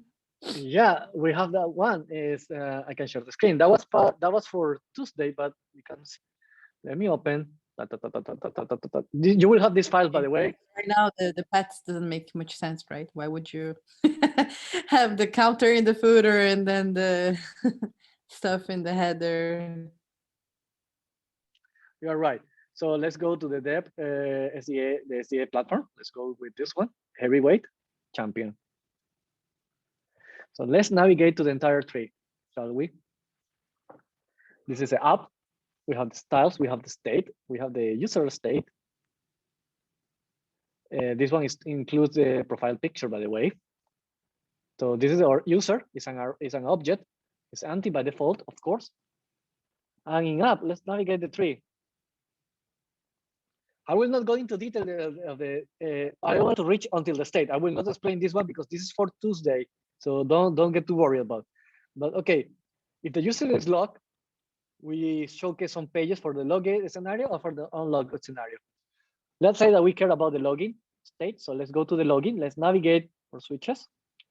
Log, yeah, to the log. Blah, blah, blah. If the user or an admin, let's say that it's an admin, let's navigate the tree. I will explain how the entire logic of this one next week. So let's go to the admin routes. These are the admin routes. Let's go to the dashboard. So let's go, where is the dashboard? Dashboard, profile, sign up, course. This one's the dashboard, remember the slash. So let's go to the home page, shall we? We keep navigating the tree. Imagine the flow chart. Now let's go to the dashboard. Oh, this is a big project. That's why this is to the lecture. So let's go to the home admin because you know that the home admin and the home student are totally different. So let's open the home admin. Perfect. The home admin doesn't open with a div. It opens with a page. Why? Why we have a component called page here? Before that, let's open the platform in real life. You can see this sidebar here. I can put the sidebar in the one level up, like for example in the app here or in the switch or blah blah blah blah blah blah. But there is a small detail. The sidebar doesn't appear everywhere. You may say, Eduardo, no, you're wrong. I use the SDA platform every single day. I can see the sidebar here and here and here. But no, I tell you, it's not. If I log out, these pages are inside the platform, but they don't have the sidebar. So not every single page in the project has the sidebar. So I cannot put the sidebar in a global part. Only certain pages has the sidebar. Not all of them has a sidebar. So that's why we have a component called page. Page, and this one has the navigation bar. And now let's go in the tree. Remember the whimsical? Where are we? Remember that we want to see the profile picture. And this is the path we have done so far. I can do it from memory because I remember this platform like I did it yesterday. GSX. Then we ask if the user login. That was a decision tree. I will just put it in yellow. This is not a JavaScript. It's oh well, I will do the diagram. There you go. The login is yes. I will only follow the yes path. We share the switch. Log it. Then another question. Is a student or admin? Yellow. Diagram. Blue. Then we show the page. The page, home page, home admin, GSX, perfect. Then we know that it has a page, GSX, and I explain why we have a page, because not all pages need the sidebar. So to not import the sidebar in every single page that do require, I prefer to create a component that includes the sidebar as well. So, and then this has the navigation bar, GSX. So let's continue. This is what we have done so far. Oh boy, it's quite long. Let's go to the code, navigation bar. So let me delete this one. Oh, just to make it funny, I will open the tabs here as well. So let me go from the beginning. I'm going to app switch log. Let's go to switch log. Then switch log is switch admin. There you go. Then we go to the home admin. You can see app, switch log, root admin. They go to pages, home admin, and home admin has a page component. So let's go to the components. Has a page. You can see app, switch log, root admin, home admin, page, navigation bar. Let's open the navigation bar. Navigation bar. The navigation bar on the bottom has an avatar with the profile picture. There you go. And this is the user state. We finally reach in the navigation bar. We can open the avatar, the avatar. And this is the last one.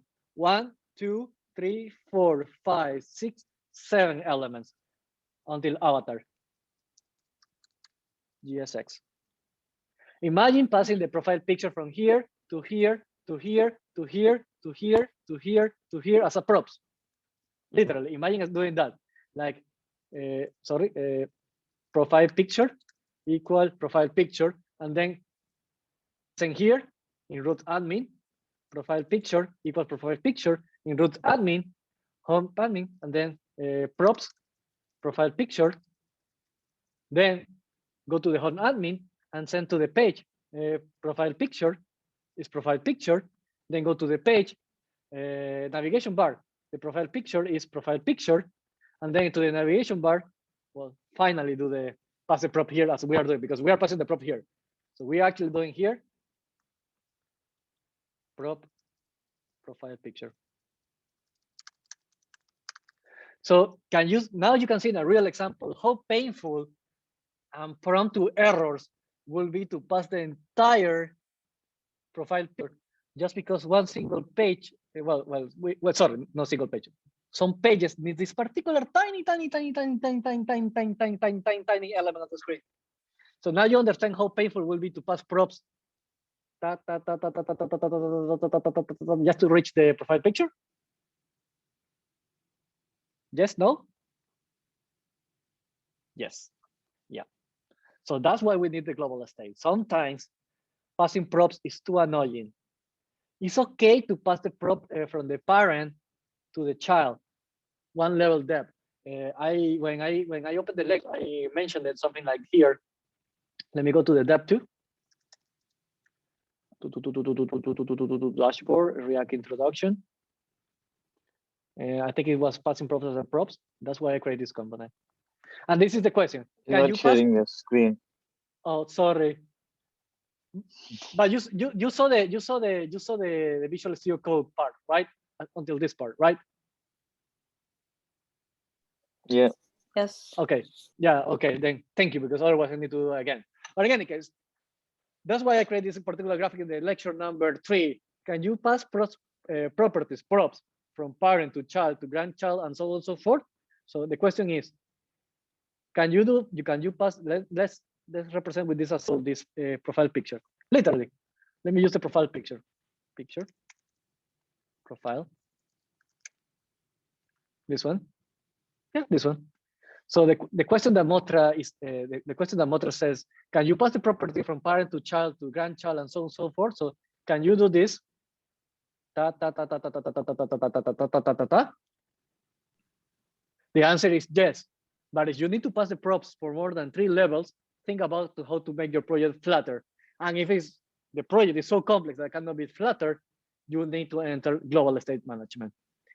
Full disclosure, for the project that you are doing right now, you don't need to do the recall thingy. It can be done, but you are adding a level of complexity for no apparent reason. Just like Diana asked, why are we doing passing props for a simple component like this one? Yeah, in this example, doesn't make sense. In this example, this is the only way to avoid having multiple bugs, because imagine that another developer in the team says, you know what, Eduardo, the client says that even in the login page, we need the oh no, let's say, Eduardo, the client says that we want more security. They don't want the Firebase security login system, so we're gonna move that particular part for another web page. So in my SDA platform, I don't need the login page anymore. And say, oh, that's cool. Now I can refactor and I can move from this one. And now my profile picture is broken because this one was expecting the prop from page, and page doesn't exist anymore. So our project has become broken because we refactor. So now each time that you do a refactor, you need to be careful to send again the chain of props, and that's annoying. So in this case, the best approach is the navigation, call directly the global state management, the global state, user state, yes. And this one calls it directly. I will not put an arrow because this is not an import. It's just create a copy, a virtual copy that is always in sync. And there you go. Oh, sorry, it's here. And it's always in sync. And then I pass it as a prop. So there you go. That's why you need global state management when you reach this part. And we're gonna go into detail to this train wreck, this disaster of a chain of command. We're gonna see it on Monday and on Tuesday. So don't worry about that. So more questions? I will not stop sharing the screen because probably I need to share something, and then you will say, hey, you need to share the screen again. So questions? We are over for today. I will only start answering questions. But if you ask a question for the project, probably the others figure it out on your own. So sorry for that in advance. But questions about recoil or questions about the exercise that we did a couple of hours ago? Yes, no? This is your opportunity. Speak now or regret it. Eduardo, Yeah. Eduardo, like when you name your functions like on submit, on click, and you're naming it like kind of based on the trigger, is that a standard for? Yeah, not gonna lie, I don't remember. Okay, I think I got that practice on Vue because that was the Vue standard. That's because it's on click, you do on something. So that was the practice. So I think I get it from Vue. I don't know what is the correct way to do it in React, the naming, I mean. But yeah, for me it's quite clear. So I use it because for me I can understand it quite easily. But you can use another standard as long as you work in a group project and everybody says agrees on a standard. Let me open the project. Let me open it. To do live, this one. As long as you have your teammates have the same standard, so it's okay that you say request success. You can change this to request success, and request fail.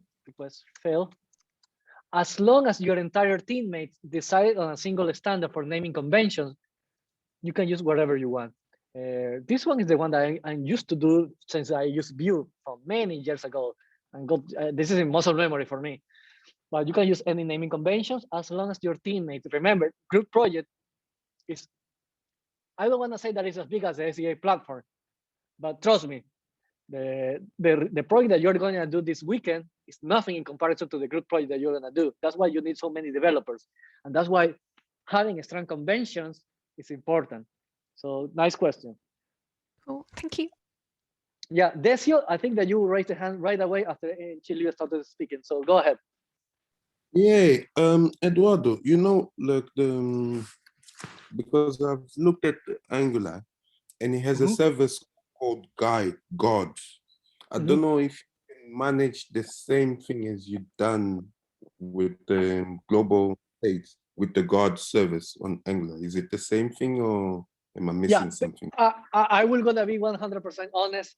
I haven't used Angular in more than 7 years. So any information that I can give you for my memory is number one, is either outdated or plain wrong. So I would prefer to not answer it because the answer is, to be honest, I don't know. Sorry, I'm so sorry for that. I can give you some kind of answer if it were Vue, because I used to use Vue 2 years ago. So my memory, even if I don't remember the syntaxes, I do remember the logic behind the flow of information in Vue, and it's quite beautiful, by the way. So, but no, I cannot answer it because I honestly don't know. I'm so sorry for that. All right, no problem. Do you have a service for God in React, like God service? Guards? No, I don't remember hearing that concept. So probably it doesn't exist in React. Yeah. Okay. Yeah. Yeah. Any other questions? Don't worry. I'm okay with this kind of question, but yeah, honestly, the answer is I don't know. Yeah, and I'm not afraid to say that. So, more questions? Go ahead, please. Otherwise, we'll wrap it up. But I will take one more question. Go ahead, and I will not close the session until somebody makes asking a question. So do something. If recoil is so much easier, why do people use Redux? Who made the questions? Suji. Good question. And then Sanjita raised a hand, so I will answer. Why people use Redux? Number one, they are abandoning Redux in droves because it's super hard to use. The reason that they use Redux is because, let me open we're sharing the screen, right? Yeah. Remember the seven layers that I did here? I don't want to open the project, but you know this one? Yeah. 5 years ago, there were no way to do global state in React. You needed to pass props, and I'm not joking. Before Redux, you needed to pass the prop here, here, here, here, here. It was a nightmare. People hated React so with a passion so hard that it was a disaster. So because there was no other way to do pass props in a global state, somebody invented something called Redux. It was horrible. It was super horrible to do, but it was the only way to do it to avoid keeping passing the props here. So that would become the industry standard. Then Facebook invented the context API that is way easier. But the problem is that the context API doesn't have more than 5 years. I don't remember the exact year release, but it's kind of new. It's kind of new by coding standards. So Redux took the market share because there was no competition. You want to do global state? Period. You don't like the Redux syntax? Oh, too bad. Then pass props, and good luck with that because that's a nightmare. So Facebook created the context API, and then one developer from Facebook. This is not a plugin from some random guy. The guy that created the recoil is from Facebook. So there is high hopes that this becomes official in a couple of years. I cannot guarantee it, but it's probably gonna happen. So that's why I teach, and I teach it because it's super easy to use. Yeah, exactly. Recall is more easier. And context API, the current official approach is also easy. The problem is that in the code base, remember, if you want to have multiple variables, you need to create multiple objects. So that's why it becomes a multiple tags. That becomes a little bit messy. Let me just open here. So for example, if we want to wrap it up 5 variables, it's context 1, wrap it up. There you go. So you need to do this 1, 2, 3, 4, 5. 1, 2. Let me just 1, 2, 3. 1, 2, 3. Oh, the computer is so slow. I don't know what is happening. If you create 5 global variables, you need to do this and then close your 5. Ta, ta, ta, ta, ta. Welcome to Context API. It's horrible, horrible. But it's not that hard to. It's not hard to learn, but it's visually it's horrible. It goes against the principle that your tags should be HTML tags. No logic.